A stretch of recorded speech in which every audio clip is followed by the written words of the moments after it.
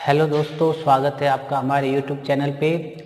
हम यहाँ पर कक्षा 10 सब्जेक्ट साइंस का पहला चैप्टर पढ़ रहे हैं। पहले वाले वीडियो में हमने पढ़ लिया है कि रासायनिक अभिक्रिया क्या होती है, रासायनिक समीकरण कैसे संतुलित किया जाता है। आज हम पढ़ेंगे कि रासायनिक अभिक्रियाओं के कौन कौन से प्रकार होते हैं।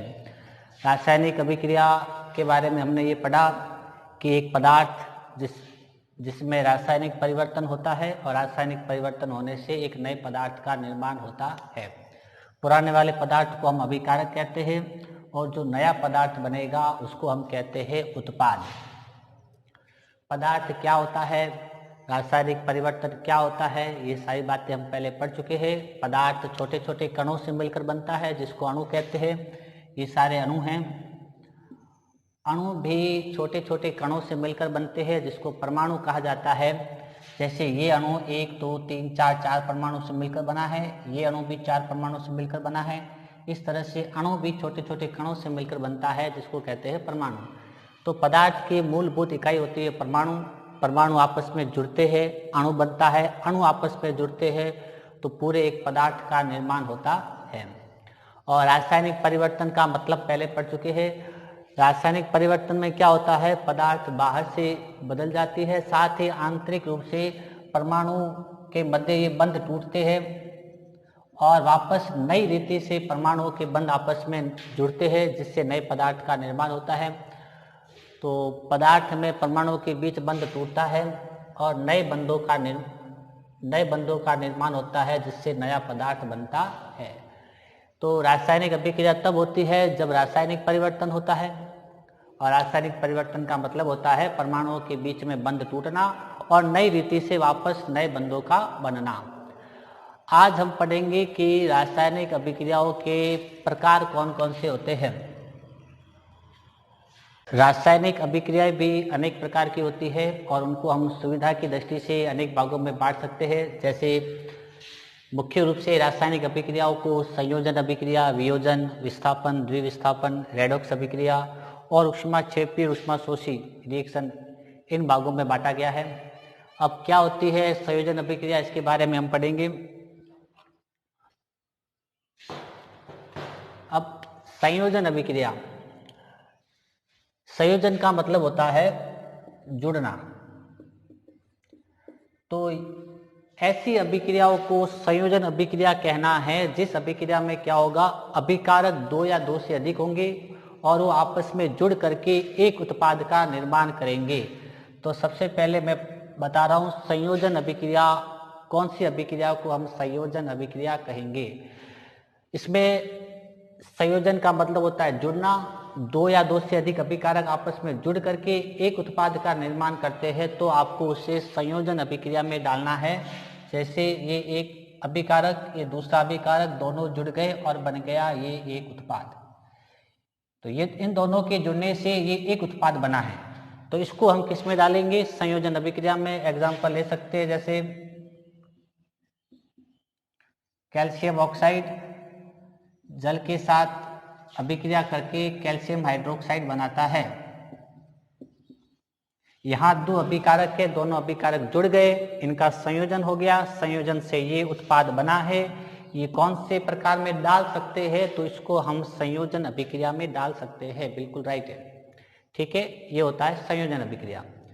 इसी तरीके से वैसे ये कैल्शियम ऑक्साइड जो होता है ये होता है बिना बुझा चूना होता है, बिना बुझा चूना। जब इसको पानी के साथ अभिक्रिया कराते हैं तो चूने के पानी का निर्माण होता है। घरों में सफेदी करने के लिए मार्केट से जो हम चूना लेकर आते हैं उसके अंदर पानी डालने से चूने का पानी बनता है। वो चूने का पानी होता है कैल्शियम हाइड्रोक्साइड। जब इसको अपन दीवारों पे लगा देते हैं, दीवारों पे लगाने के बाद ये कैल्शियम हाइड्रोक्साइड हवा की CO2 के साथ अभिक्रिया करके कैल्शियम कार्बोनेट की परत बनाता है, ठोस परत का निर्माण करता है। ये एक्स्ट्रा बात है, आपको समझाने के लिए बता दी। वैसे आपको इतना ध्यान रखना है कि ये वाली रिएक्शन किस में डालेंगे, तो इसको हम डालेंगे संयोजन अभिक्रिया में, क्योंकि इसमें ये दोनों जुड़ करके एक उत्पाद का निर्माण होता है। इसके बाद हम लेते हैं वियोजन अभिक्रिया। तो वियोजन अभिक्रिया किसको कहेंगे? वियोजन का मतलब होता है टूटना। तो वियोजन अभिक्रिया किसको कहेंगे? तो संयोजन अभिक्रिया की डेफिनेशन आप अपने आप बना देना, उसका एग्जांपल मैंने बता दिया। अब वियोजन अभिक्रिया, वियोजन का मतलब है टूटना। तो इसमें क्या होगा? अभिकारक होगा एक, उसके टुकड़े हो जाएंगे, टुकड़े होने से दो या दो से अधिक उत्पादों का निर्माण होगा। यानी इसमें जैसे ये एक अभिकारक है, इसके टुकड़े होने से दो उत्पाद बने तो ये टूटा। तो इसको किस में डालेंगे? इसको डालेंगे वियोजन अभिक्रिया। इसमें अब अभिकारक को तोड़ने के लिए, उसके टुकड़े करने के लिए कई बार हमें ऊर्जा की आवश्यकता पड़ती है, इसको एनर्जी देनी पड़ती है।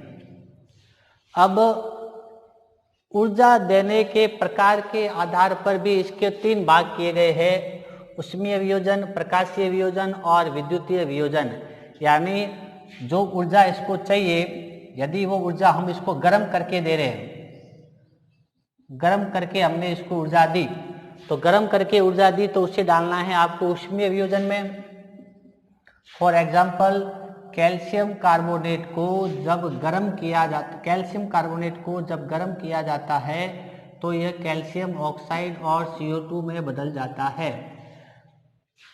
अभिकारक एक है, इसके दो टुकड़े हो गए, किस में जाएगा? टुकड़े होने वाले अभिक्रिया को डालेंगे वियोजन अभिक्रिया में।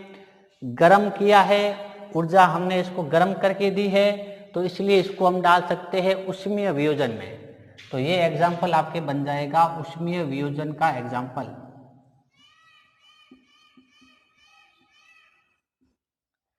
परिभाषा आप ऐसे बनाना: जब एक अभिकारक टूट करके दो या दो से अधिक उत्पाद बनाता है तो उसे वियोजन अभिक्रिया कहते हैं। परीक्षा में आ गया ऊष्मीय वियोजन किसे कहते हैं, तो आपको एक लाइन और एक्स्ट्रा लिखनी है कि वियोजन के लिए आवश्यक ऊर्जा यदि गर्म करके या उष्मा देकर के दी गई है तो उसको कहेंगे ऊष्मीय वियोजन। ठीक है।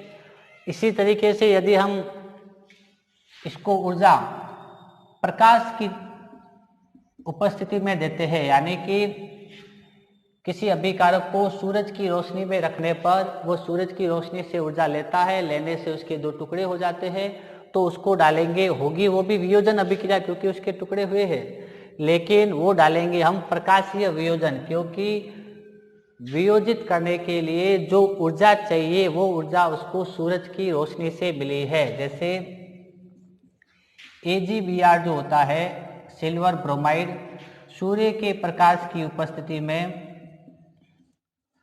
फोटोग्राफी के कार्य में ये AgBr काम में आता है। प्रकाश की उपस्थिति में ये सिल्वर और ब्रोमीन गैस के रूप में चेंज हो जाता है। ये इसको संतुलित कर दिया। तो यहाँ पे एक अभिकारक है, इसके दो टुकड़े हो गए, तो ये कौन सी अभिक्रिया हुई? ये हुई वियोजन अभिक्रिया। वियोजन के लिए जो ऊर्जा चाहिए वो कहाँ से मिली? सूरज की रोशनी से मिली है, तो इसको हम डालेंगे प्रकाशीय वियोजन। तो ये हो जाएगा प्रकाशीय वियोजन, प्रकाशीय वियोजन। ऐसे ही एक होता है विद्युतीय वियोजन। विद्युतीय का मतलब है कि विद्युत धारा प्रवाहित करने पर पदार्थ के दो टुकड़े हो जाते हैं। विद्युतीय वियोजन का एग्जाम्पल ले सकते हैं हम, जैसे जल के अंदर जब विद्युत धारा प्रवाहित की जाती है तो हाइड्रोजन गैस और ऑक्सीजन गैस का निर्माण होता है।